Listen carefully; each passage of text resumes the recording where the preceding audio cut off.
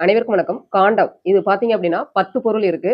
மிக எளிமையா எப்படி நீங்க புரிந்து படிப்பது அப்படிங்கிறது தான் பார்க்க போறோம்.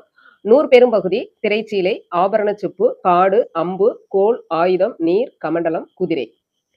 இது எப்படி புரிந்து படிப்பது அப்படின்னா, நம்ம பொதுவா கம்பராமாயணத்துல காண்டம் அப்படிங்கிறது ஒரு சிறு பகுதி அல்லது பிரிவை தான் நம்ம காண்டம் சொல்றது அப்படின்னு படிச்சிருப்போம்.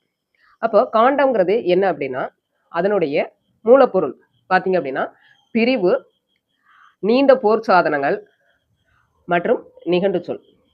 இது மட்டும் போதும். இந்த 10 பொருள் உங்களுக்கு மைண்ட்ல ஏறிடும். காண்டம்ங்கிறது கண்டம் அப்படிங்கிறதுலேருந்து வந்தது தான் காண்டம். கண்டம்னா பிரித்தல் அப்படிங்கிற பொருள்ல வருது. இப்போ பிரிவு அல்லது பகுதின்னு பார்க்கும்போது 100 பெரும் பகுதி. அதை நம்ம இப்போ பாலகாண்டம், சுந்தரகாண்டம், ஆரண்ய காண்டம் அப்படின்னு சொல்லி படிக்கிறோம். அப்போ காண்டங்கிறது ஒரு பகுதி அல்லது பிரிவு.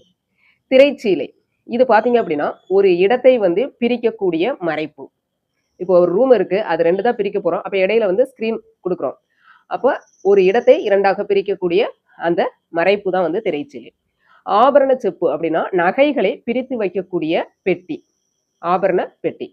காடு அப்படிங்கிறது நிலத்தின் ஒரு ஒரு பெரிய நிலப்பகுதி இருக்குன்னா அது காடுங்கிறது அதனுடைய ஒரு பகுதியாக இருக்கும். அப்ப இதுவும் பிரிவுங்கிற இதுக்கு கீழே வந்துடும். அப்ப ஈஸியா 100 பெரும்பகுதி, திரைச்சீலை, ஆபரண செப்பு, காடு இதெல்லாம் பகுதிங்கிற பொருள்ல வந்துடும். அடுத்தது நம்ம என்ன சொன்னோம், நீண்ட போர் சாதனம். அப்ப அம்பு, கோல், ஆயுதம் இதெல்லாம் போர் சாதனங்கள்ல வந்துடும்.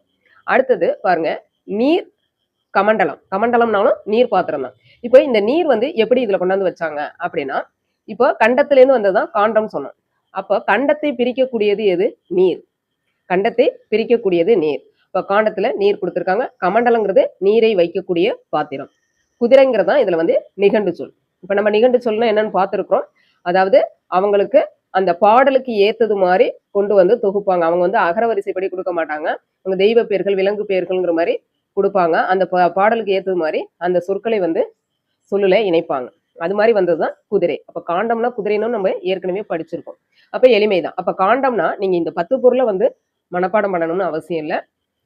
காண்டம்னா பகுதி, நீண்ட போர் சாதனங்கள், குதிரை அப்படிங்கிறது மட்டும் போதும்.